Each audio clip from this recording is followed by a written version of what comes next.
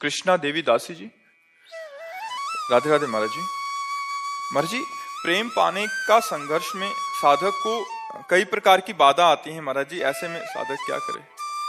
बाधा क्या है? जहाँ राधा वहाँ कहाँ बाधा है।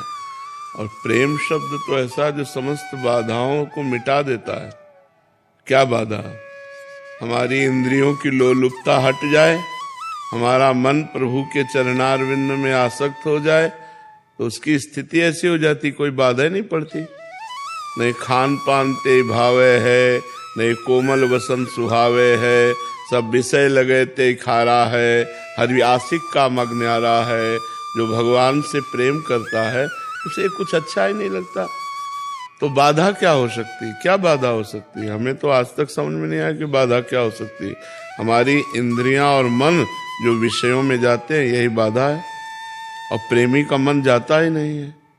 और जिसे प्रेम प्राप्त करना है उसे इतना दृढ़ होना पड़ेगा कि हमें परिवार की ममता भगवान के चरणों में समर्पित करनी होगी, हमें रुपए के द्वारा प्राप्त होने वाले सुखों का त्याग करना होगा, हमें इंद्रियों के भोगों से मन को हटाकर प्रिया प्रीतम के चरणारविंद में लगाना होगा। इसी के लिए नाम कीर्तन, नाम जप, भगवत कथा, साधु संग, ये सब अनुष्ठान किए जाते हैं। तो बाधा क्या हो सकती है? बताइए, क्या बाधा हो सकती है? किसका प्रश्न है? क्या बाधा हो सकती है? अंग्रेजी जानती हो, हिंदी जानती हो, तो हमारी बात समझ रहे हो? तो क्या बाधा हो सकती है? हमारे प्रारब्ध कर्म हमारे प्रारब्ध कर्म जो नहीं बाधा दे सकते।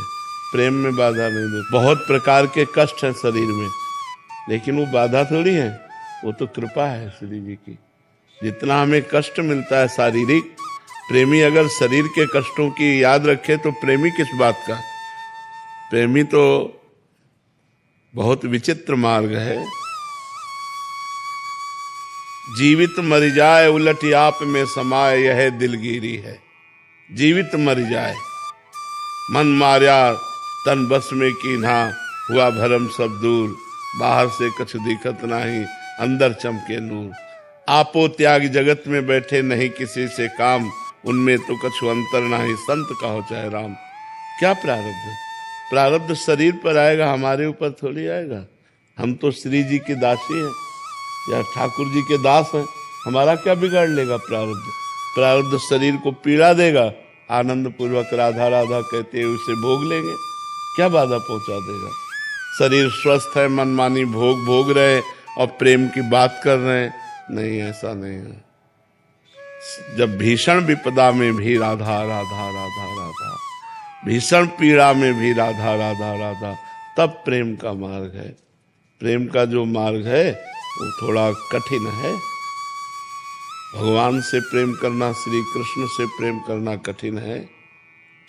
प्रेम के पंथ में जिंदा नहीं चला जाता, मर के चला जाता है।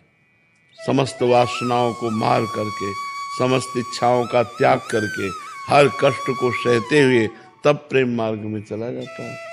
तब श्री कृष्ण अपने आप को अपने भक्त के अधीन कर देते हैं। प्रेमाधीन भगवान का नाम है ना, समझ रहे हो हमारी बातें? तब भगवान को प्राप्त किया जा सकता है। कोई बाधा नहीं। जहाँ राधा वहाँ क्या बाधा? महाराज जी, जो साधक के जीवन में विक्षेप आते हैं, काम क्रोध लोभ मोह मत्सर, इससे वो विचलित हो जाता है। ये भगवान के हम आश्रित हैं। मन में काम आ रहा है, इंद्रियों में काम आ रहा है, हम में काम नहीं आ रहा। हम उसके साक्षी हैं, उसके भोक्ता नहीं है। थोड़ा शास्त्र स्वाध्याय करो, थोड़ा सत्संग करो तो ज्ञान प्राप्त हो, तभी इन बाधाओं से हम दूर हो सकते हैं। नहीं तो बार बार काम क्रोध आदि के विक्षेप, और उनसे बचो। जैसे स्त्री शरीर है तो पुरुष शरीर के संयोग से बचो, पुरुष शरीर है तो स्त्री संयोग के सानिध्य से बचो। एक दूसरे से बचकर ब्रह्मचर्य धारण करते हुए आगे चलो। यदि गृहस्थ में हो तो अपने पति अपनी पत्नी से ही केवल मतलब रखो, इधर उधर दृष्टि मत रखो, तो भजन बढ़िया बन जाएगा। विक्षेप तब पड़ता है जब भजन नहीं होता। विक्षेप तब पड़ता है जब दृढ़ भगवद आश्रय नहीं होता। विक्षेप तब पड़ता है जब भगवान पर दृढ़ विश्वास नहीं होता। नहीं, ये सब तूफान है, भगवान पहाड़ है। पहाड़ की ओट में हो गए, तूफान निकल गया।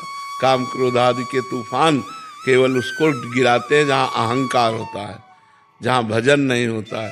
भजन है और दैन्यता है, भगवान का आश्रय है, तो सब निकल गए, सब जीत जाता है, वो वही जीत जाता है माया पर। हाँ, भगवान जिसके संग है, भगवान का नाम जो निरंतर जप रहा है, भगवान के आश्रित है, तो कोई बाधा विचलित नहीं कर सकती।